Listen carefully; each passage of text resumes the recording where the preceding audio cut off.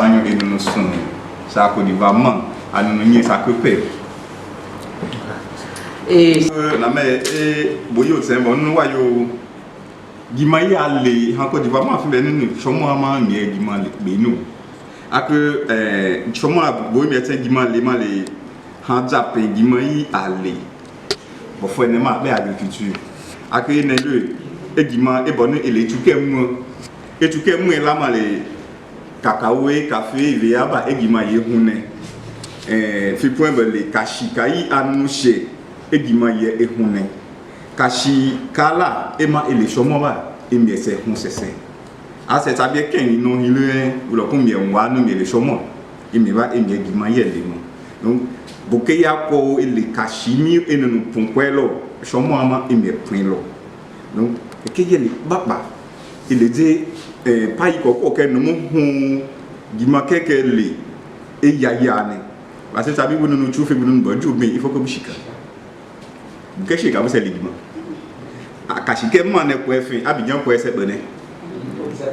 parce que quand il y a assez grève les akekeke di Abidjan akekeke tonda bouti et tombriante et tomboinuzi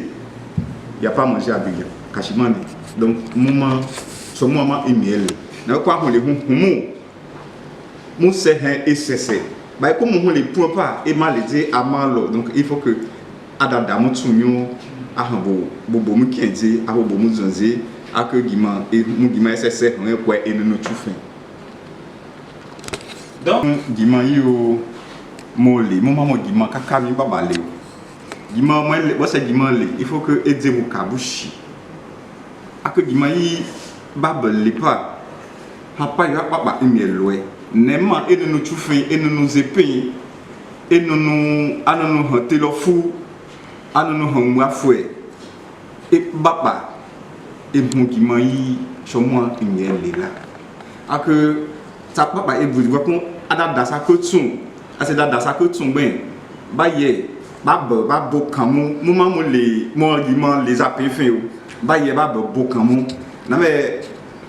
aba bo kan mu ba lo Gimaï la pefin le mi e mo lo mi e za pefin le ake ba ça ba achune ase chune aseze na me pa yo ba o ba ho sa nu ko ko ha pa na de hu be ninu imema ime bosoboke anu imema me shusho ime se de ya ime shushu bosoboke c'est tu a boso yi le jo yi anu ça ba akanti lo fuma ak ama ça que là o afan politicien on lo bien les politique et yé ele ça yi sa politique ye ma le kun ne me nye fun me ta pimi bi to hu ne medzi mele Gimaï tabia be baju zonke babu meni le meza pefile et ça que meni le meku parce que quel le dieu politicien c'est d'abord non allez ne pas quoi dire au bon nous ko dire voter vous qu'est-ce que vous ben cadante au c'est bon dieu pour quoi dire voter mais vous c'est le dieu mais aku na me ba non donc on les dit aller ça que dit Gimaï ben Gimaï va aller mon kay mo kete là mon bien pas né que ISM mia mon bien pas né il me papa il me maman que il va aller il me hu ba ko na che akaba ni bodi montagne ça baba bete nous tete anu son ça nous et ne bonne akwa yo kun gouvernement ke hu mon be hu ke kutebe là et ma ke le ke hu ke mon ministère ke mon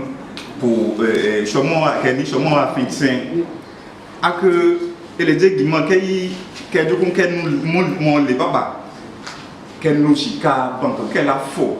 nyom se de paix mon le Gimaï fon ke ken no be c'est vrai que fafsi hune e yi hune e baba e hun banko ke la mu se ni le Gimaï mais Gimaï mon lele il faut que mon sune mon point et il y a une organisation mon papa c'est mon que là quand on est en BC Librien on dit coopérative union des femmes de BC Librien c'est-à-dire il y a quelques bonus c'est-à-dire au moins 500 femmes n'a même qu'il la précède bien le gouvernement mon est pas neuf mon nom à chaque moment télévisé là coopérative de temps coopérative ceci le gouvernement va là-bas les ministres se déplacent pour partir là-bas les moyens non mais ba le di ba de me hon na me mu ye kan mu ma se ho le mu ko tun dada e ma wojo fo ko mu dada mu ko tun se dada mu ko tun me nu gbe a ko keke ye le papa mu se kan asi me dai moto na me ki lo bi mu ama fi me nu mo ba se pon hu ko ye so ma ya ke mo nu ne mu nye fo tun lo mo me dai mu tun se pon me de gbe eta ya na me ki aju pa fi me de alors qu'on décide de prévoir ces beurre et les comment du monde mais des années des années paracétamol années des lits nous va le combien assez tonne hier nous na me qui va ça va to bi solo une coopérative a coup nous m'aider papa assez numéro to bi a suer a ba mu shika tun lo e mu compter fait mu banque là et les mouiller mais et ben nous bo bu de wi le bi to bo bu de wi le bi to hama ama ko tun dada onu mo se bule conseil mo se conseil parce que mo se la d'action mo se conseil mo ke mo se bien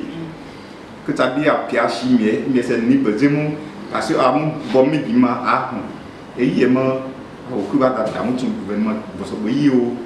ke shia ko na te ke ku bo yo se no so mo akoton bo o ko enu nu chufin e ma le kun kwene so mo wa o da da mi etun imi ele hu imi epun hu imi benu mi se da da mi etun ape chikai wo nu go imi se ni gima le imi nu pun se han o mu o kan été lo fu parce que gima ibo le kan nu le gima ka shika mo ele iye shika le mo gima le mo shika fun ma to bu mo o de ku mede o ta bi ko de le mede eta de mi jo abra fi wi itiani di amani shika ba de bu ke bo hen lo ki mo tena bo yo a jade mu male kun mu punpun mu na da mu kutu nyo gima enya le mu nyo no se pun la se mo kan la ka nyo mu ni le mu ko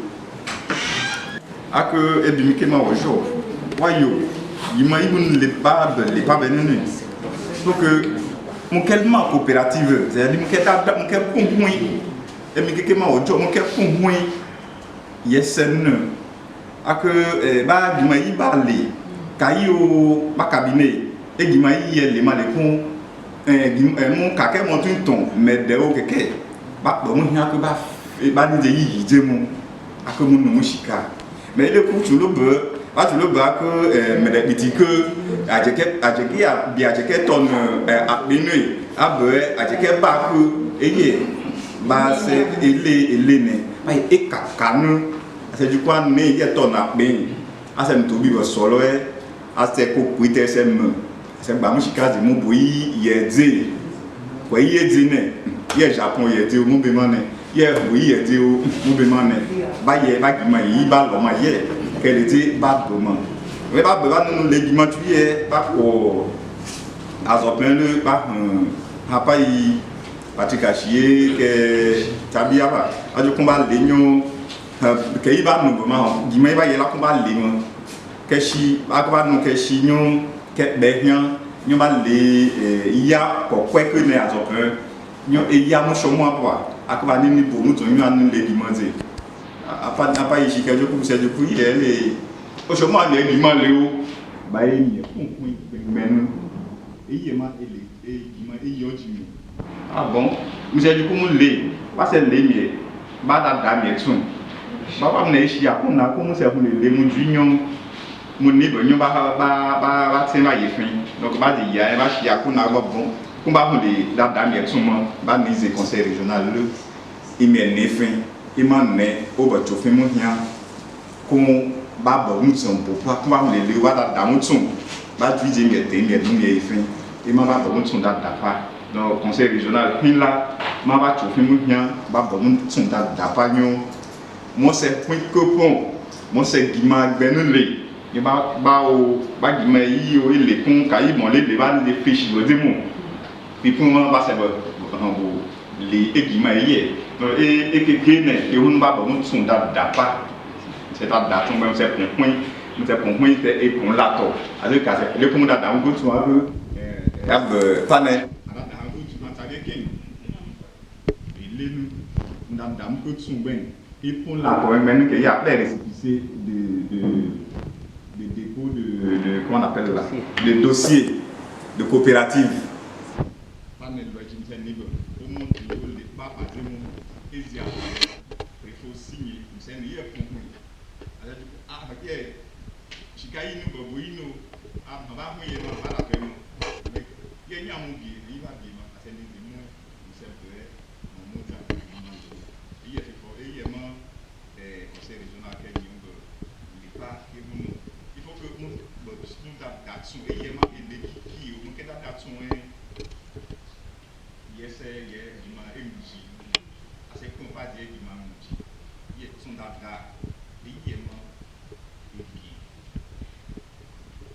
De los sunebra to wa yo hapa yi patikashi que joku et que les conseils régionaux et pas en région de la Mela Mouloué dimayi que nous kuba mi que shona kun o akuna wo se fun yin lo fi ma pa o akuna shomo wa sanke timba kun o emi hu le fa tete o le te fa imi san me hunu e ma le dimayi ono ko mu gbe bonini mo se di mo le e shu ne gbengben o woye e hu mo fin e to ba le kun mo se di déjà que on sabi a be pron pa o atan ayaya hu na ko hu tin e hu hu ne atan me pon me ma keke mi la mais kun ahule ba bene mo ba o se pour coopérative déjà que hu ba le ye mo ba o ma coopérative mi la mo pon hu mi ba le yi mba ba o le ki ba le mi o na fi ko ba ye la kun ba hu wa ko yi ba le yi ba se ne echuke haye akoba shi akuna tete ba mu ene tuchue apu mu punhui diku briambe so mo a hui pipo ye bele na me baba hu baba giman le ko ko le tu na me ke inu bu o se mede mu ba mo se mede tom se tin ken inu atumune mu ba mo se do mo tom se ken yi tin atutumune akumu baba ele hui diku nyo bu mu ela dimayi mo le ba se mu fiti ta que bu mu ela mo eton shikai mo buto e papa e tube akemo he e ye ma abe PIB produit intérieur brut ya di kwa fin dimayi mo le so mo le shikai ye buto ki wonu mo pon pa mo ma lo wo se kwa ite buto o di wo se kwa ye o di e pon pa me mo se chuba ko ak shikai mo dimayi mo le e chuba ko mo se han ko mo lo kun dimayi ba le ata fe ba fe fu lo yeye mais kun ha ye ha ma ye ba kun ha da han ko tun e ma ye ji mo mais ba bo kun ba bo buzun abo bo sa zun ta on papa mo da tun ki e ak mo ni lo ani lo dimam mo se da tun gbe ile kun da tun yen ni no e ma meju na me ki bo se mo se bon hu ko que et pour l'ato oui c'est pour l'ato et ma yenyan no oui là abe statut règlement intérieur statut